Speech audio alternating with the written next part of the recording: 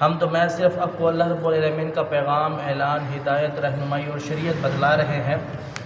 ہمارے اندر کوئی بے وقوفی نہیں ہے، اللہ نے جو ہمیں حکم دیا ہے ہم نے آپ تک وہی پہنچا دیا۔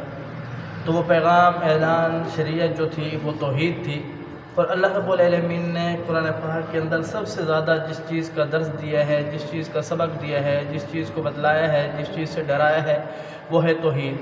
کیونکہ توحید ایک ایسا عمل ہے، ایسا عقیدہ ہے، ایسا نظریہ ہے کہ جو بہتر ہو، صحیح ہو تو اللہ کے ہاں چھوٹے سے چھوٹا عمل بھی قابل قبول ہے۔ اگر توحید کے اندر نقص پیدا ہو گیا تو پھر اللہ رب العالمین کے ہاں بڑے بڑے اعمال کوئی معنی نہیں رکھتے، کوئی فائدہ نہیں دیں گے۔ تو توحید چیز کیا ہے؟ توحید کہتے ہیں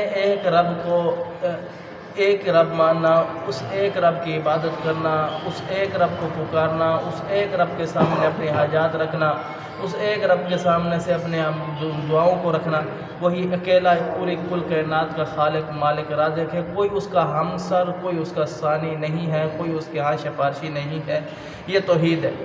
گزشتہ آیات میں آپ حضرات نے سماعت فرمایا کہ یہ لوگ جو تھے قوم ہود علیہ السلام، انہوں نے نافرمانی کی، اور انہوں نے قوم عاد نے بھی، اور پھر اس کے بعد اللہ رب العالمین نے اسے کیا سزا دی۔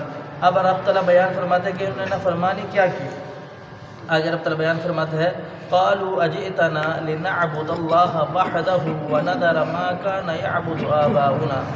وہ کہنے لگے اے پیغمبر، آپ ہمارے درمیان وہ چیز لے آئے ہیں کہ ہم ایک رب کو مانیں، ایک رب کی عبادت کریں۔ وَنَذَرَ مَا كَانَ يَعْبُدُ آبَاؤُنَا، مطلب یہ تھا کہ ان کا کہ ہم جن کی پوجا کرتے ہیں، جو ہمارے باپ داداؤں کا عقیدہ تھا، جن کے اوپر ہمارے باپ دادا چلتے رہے، کیا وہ بے وقوف ہے؟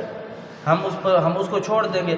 فَأْتِنَا بِمَا تَعِدُنَا إِن كُنتَ مِنَ الصَّادِقِينَ۔ اگر تو سچا ہے، یہاں تک کہ اتنا بڑی ضلالت کے اندر پہنچ گئے، چیلنج کرنے لگے، اگر تو سچا ہے تو ہماری طرف وہ چیز کیوں نہیں لے کے آتا کہ جس کا تو ہم سے وعدہ کر رہا ہے؟ یعنی پیغمبروں کی کیا دعوت تھی؟ یہی دعوت تھی کہ ایک رب کو مان لو، ایک رب کی عبادت کر لو، ایک رب کے حکم کے اوپر زندگی گزارو۔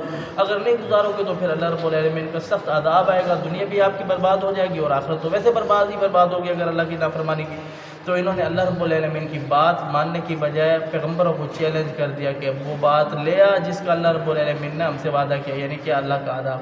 پھر اللہ کا رب العالمین کا عذاب آیا۔ پھر عذاب اس طریقے سے آیا، یہ اپنے آپ کو بڑے طاقتور کہنے والے، جو پہاڑوں کو تراش کر کے اپنا گھر بنا لیتے تھے، جن کے قد بڑے لمبے تھے، اور جو اپنی طاقت پر بڑا ان کو ناد تھا کہ بھروسہ تھا کہ ہم جیسی طاقت اللہ نے کسی کو نہیں دی، لیکن اس کے باوجود اللہ فرماتے ہیں جب ہم نے ان کے اوپر عذاب مسلط کیا تو ان کی صورت یہ تھی کہ ایسے پڑے ہوئے تھے جیسے کھجوروں کے تنے پڑے ہوتے ہیں۔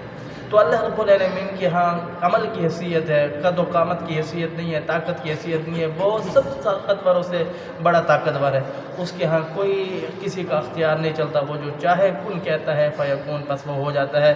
لہذا اللہ رب العالمین کے حکم کے مطابق اپنی زندگی گزارنی چاہیے۔ اللہ سمجھنے عمل کی توفیق دے۔ قول قولی ھذا استغفر اللہ لی و لکم ولسائر المسلمین۔